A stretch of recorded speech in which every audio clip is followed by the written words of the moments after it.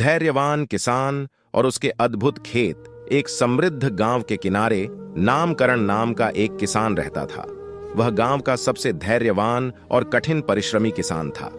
नामकरण के पास एक छोटा सा खेत था, जिसमें वह अपने सभी प्रयासों के बावजूद अपनी फसलों को लहलहाते हुए नहीं देख पाया था। एक शाम जब वह उदास मन से अपने सूखे खेतों को देख रहा था, तभी एक रहस्यमयी साधु उसके खेत के पास से गुजरा। साधु को नामकरण की कठिनाई का आभास हो गया और उसने नामकरण को एक मंत्र दिया, जिसे रोज खेत में जाकर 3 बार दोहराने की सलाह दी। साधु ने कहा, इस मंत्र के प्रभाव से तुम्हारे खेत में अद्भुत फसल उगेगी। बस तुम्हें धैर्य रखना होगा और मंत्र में विश्वास बनाए रखना होगा। नामकरण ने साधु के निर्देशों का पालन किया और उसके बताए मंत्र को नियमित रूप से जपने लगा। कुछ ही दिनों में उसके खेत हरे भरे हो गए और फूलों और फलों से लद गए। अन्य किसान नामकरण के खेत की समृद्धि देखकर चकित रह गए। पड़ोसी ईर्ष्या से भर उठे और उसकी सफलता का राज जानने के लिए उसके पीछे पड़ गए। नामकरण ने किसी को भी साधु के मंत्र और अपने प्रयासों के बारे में नहीं बताया, लेकिन सफलता के अहंकार में वह मंत्र जपना भूल गया। उसके खेत फिर से सूखने लगे और उसे अपनी गलती का एहसास हुआ।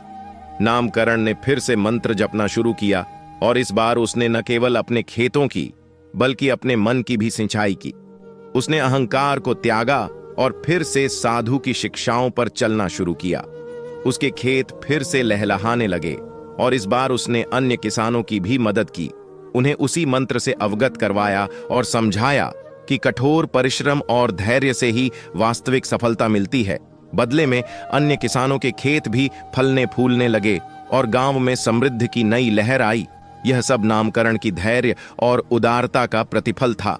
धैर्य और विश्वास के साथ किया गया परिश्रम हमेशा सफलता की ओर ले जाता है और सच्ची सफलता वह होती है जिसमें सबका भला हो। कहानी में अब एक नया मोड़ आया।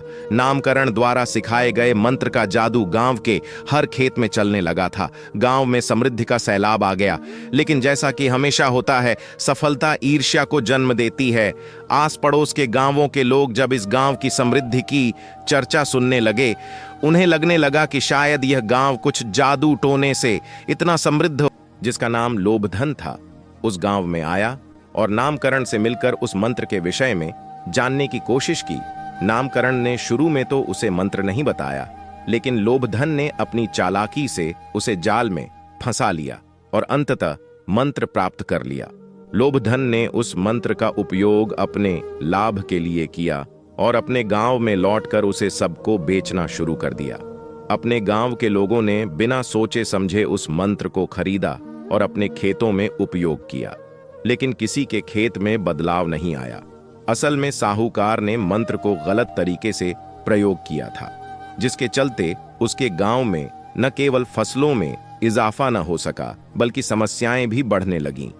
जब इसका पता नामकरण को चला तो वह दुखी हो उठा। उसने लोभधन के गांव का दौरा किया और लोगों से समझाया कि यह मंत्र केवल पैसे से नहीं खरीदे जाने वाले होते, उनके प्रति सच्ची श्रद्धा और समर्पण होना चाहिए। गांव वालों ने नामकरण के प्रयासों और उसके विचार की सराहना की और लोभधन से वापस अपने पैसे वसूले।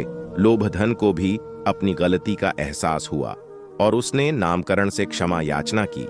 अंत में नामकरण ने गांव के लोगों को सिखाया कि कड़ी मेहनत, ईमानदारी और धैर्य के साथ किया गया कर्म ही सफलता दिला सकता है और मंत्रों का जादू उनकी श्रद्धा से होता है। इस तरह 2 गांव एक साथ फिर से समृद्ध और खुशहाल हो गए।